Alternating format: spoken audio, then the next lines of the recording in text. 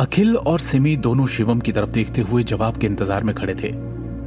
कोई बड़ी बात नहीं है, बस एक छोटी सी बात है, शिवम ने शांति से उत्तर दिया। एक छोटी सी बात? हम दोनों क्या तुम्हें बेवकूफ लगते हैं? सिमी ने गुस्से में कहा।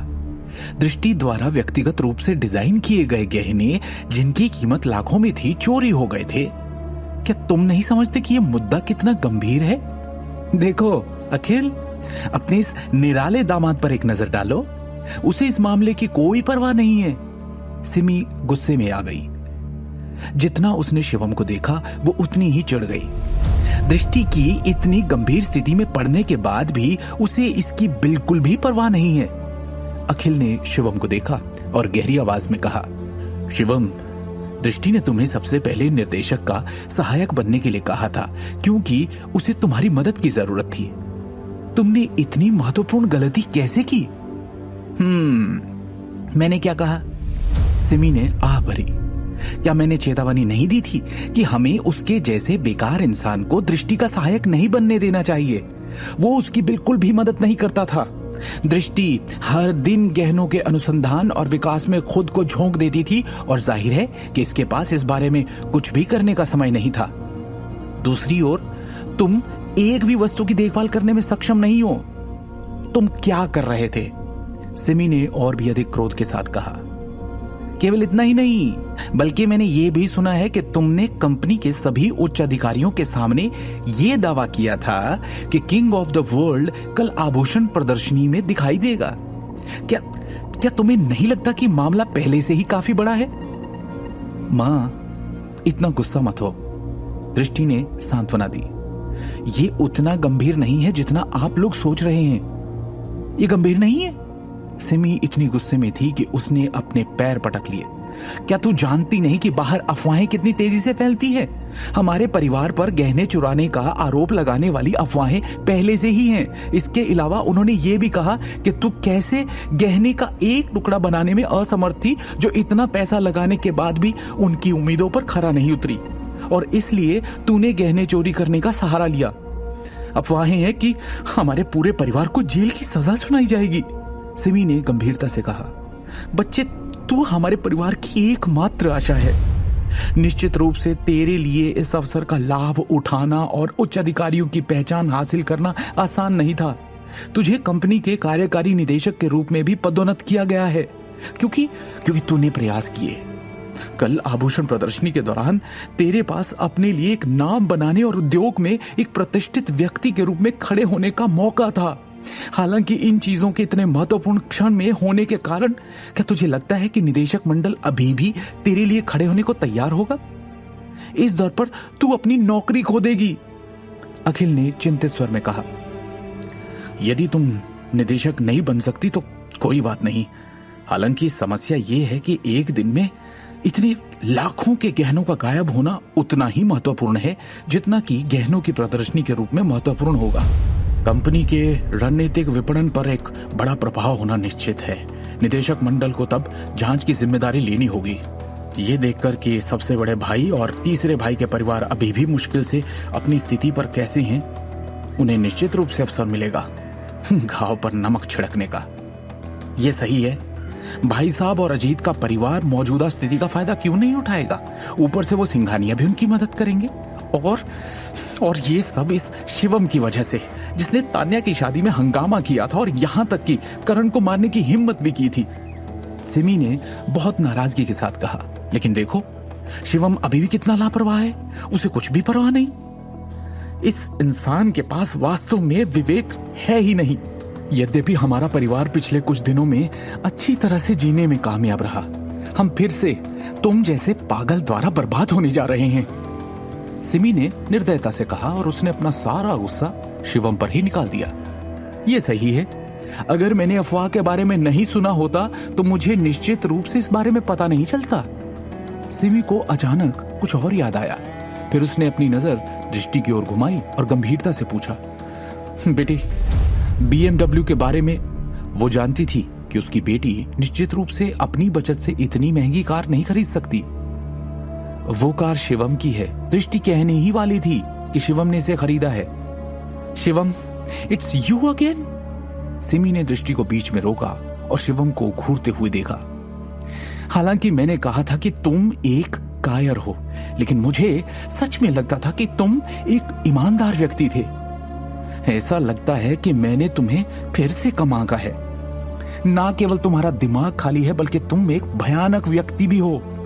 ऐसा लगता है कि निर्देशक के सहायक के रूप में तुम्हारे असली रंग सामने आ गए हैं। मैं सोच रही थी कि मेरी बेटी इतने कम समय में इतना पैसा कैसे कमा सकती है। लेकिन कौन जानता था कि ये सब तो तुम्हारे द्वारा उकसाया गया था। चूंकि तुमने कंपनी में इस परियोजना का कार्यभार संभालने के लिए दृष्टि का अनुसरण किया है, इसलिए तुम्हें स्वयं बहुत सारे लाभ प्राप्त हुए होंगे, है ना? क्या गहनों की चोरी का तुमसे कोई लेना देना नहीं है? सिमी ने संदेह के साथ कहा। मां, यह असंभव है। शिवम ऐसा कभी नहीं करेगा। दृष्टि शिवम के लिए खड़ी हुई। तू कैसे जानती है कि वो नहीं करेगा? सिमी ने सवाल किया और गुस्से से उसके माथे पर नसें साफ दिखने लगी। वो इतने गुस्से में थी कि उसने अपना दिमाग लगभग पूरी तरह से खो दिया था। उसी समय शिवम का फोन अचानक बज उठा। डायलर को देखकर लग रहा था कि वो जगनपुरी है। शिवम ने गंभीरता से कहा, दृष्टि, मॉम एंड डैड, मुझे अभी कुछ जरूरी काम करना है, इसलिए मैं कुछ देर के लिए बाहर जा रहा हूं। और कमरे से बाहर चला गया। दृष्टि, देखा तूने कितना उड़ रहा है ये आजकल? केवल कुछ शब्द कहकर निकल गया सीधा बाहर। सिमी ने उग्र भाव से कहा, तलाक, तुझे इससे तलाक लेना ही होगा। सिमी ने दृढ़ता से कहा, बेटी, मैं अब स्पष्ट रूप से देख सकती हूं कि शिवम ना केवल एक हृदयहीन कमीना है, बल्कि एक विश्वासघाती भी है। मुझे लगता है कि वो निश्चित रूप से बाहर कुछ भयानक कर रहा होगा। शायद उसे इस बार कंपनी से बहुत पैसा मिला है और तुम्हें खुद ही दोष देने की कोशिश कर रहा है, अन्यथा वो इतने महत्वपूर्ण समय में इतनी शांति से काम क्यों करेगा? बेटी, इस बार के फैसले में तुम्हारी बात नहीं होगी। सिमी ने गंभीरता से कहा, हमें निश्चित रूप से कल तक अपने परिवार से शिवम का पीछा छुड़ा लेना चाहिए, अन्यथा हम केवल अंतहीन आपदाओं का सामना करेंगे। दृष्टि अपनी मां के दर्द को अब और सहन करने में असमर्थ आराम करने के लिए वापस अपने कमरे में चली गई। दृष्टि अपने बिस्तर पर लेट गई और आह भरी। दरवाजे के दूसरी छोर पर उसके माता पिता अभी भी इस बात पर बहस कर रहे थे। इस समय दृष्टि के फोन पर एक मैसेज आया, मैं इस मामले को देखने जा रहा हूं, चिंता मत करो। तुम्हें बस आराम करने और कल आभूषण प्रदर्शनी में भाग लेने के लिए तैयार होने की आवश्यकता है। शिवम के मैसेज को देखकर दृष्टि के भाव शांत हो गए और उसका चिंतित मिजाज बेवजह शांत हो गया। दूसरी ओर शिवम पहले ही छतरपुर जिले से बाहर निकल चुका था और जिस तरह उसने अपने फोन को पकड़ा हुआ था, उसकी अभिव्यक्ति खतरनाक रूप से ठंडी थी।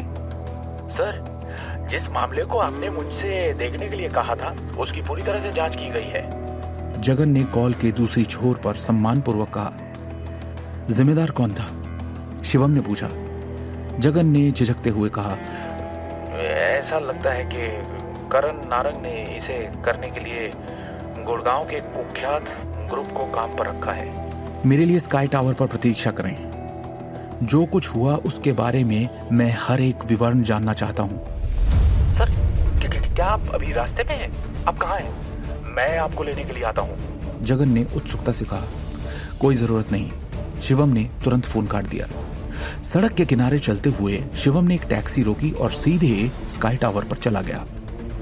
शुरू में घर जाने से पहले उसने जगन को इस मामले की जांच करने का निर्देश दिया था और अब यह स्पष्ट था कि कंपनी के किसी व्यक्ति ने कंपनी की इमारत में सभी निगरानी कैमरों को जानबूझकर बंद कर दिया था और कुछ बाहरी ताकतों के साथ मिलकर किंग ऑफ द वर्ल्ड को चुरा लिया था।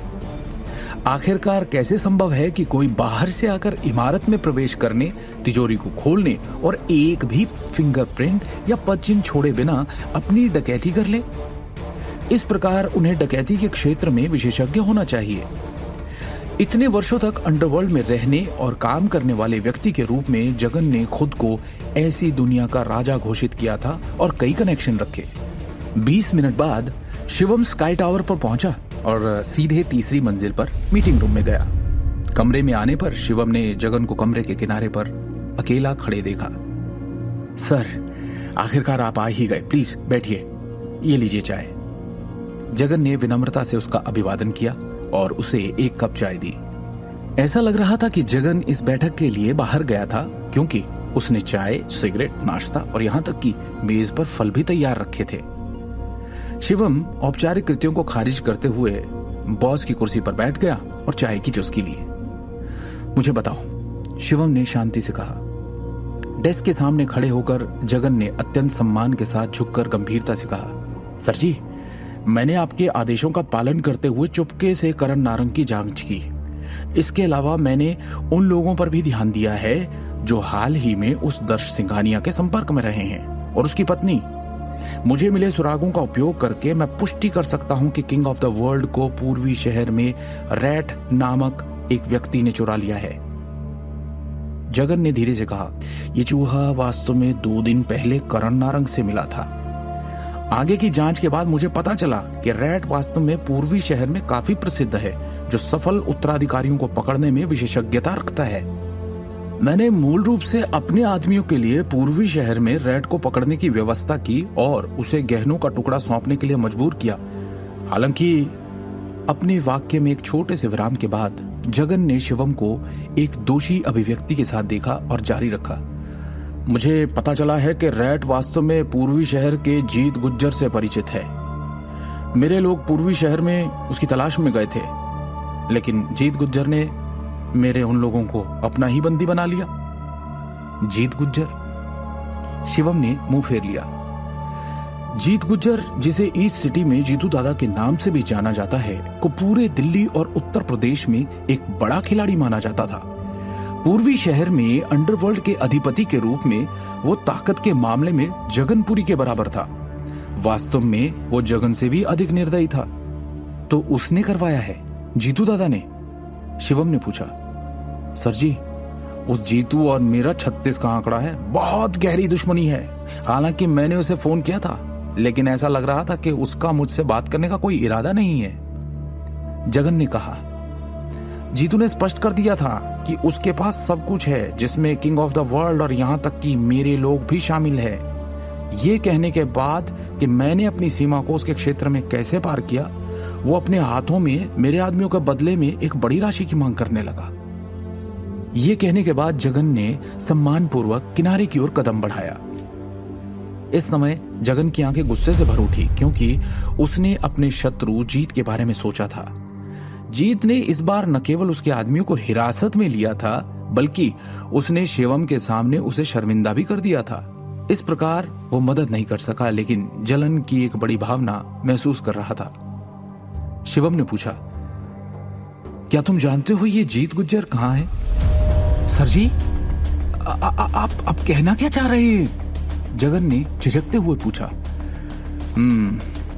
शिवम ने अचानक एक बर्फीली मुस्कान का खुलासा किया, जो एक दानव की प्रतिद्वंद्वी थी।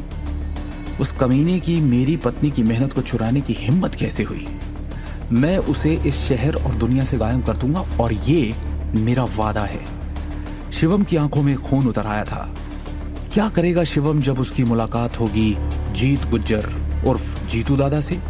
क्या शिवम जीतू से किंग ऑफ द वर्ल्ड वापस ला पाने में कामयाब होगा? क्या अगले दिन प्रदर्शनी में किंग ऑफ द वर्ल्ड सबके सामने होगा, या फिर से दृष्टि और शिवम को शर्मिंदगी का सामना करना होगा? क्या सिमी इस बार शिवम और दृष्टि का तलाक करवा पाने में सफल होगी? शिवम द हिडन वॉरियर के सारे एपिसोड्स को सुनने के लिए डिस्क्रिप्शन में दी लिंक से डाउनलोड करें पॉकेट FM ऐप।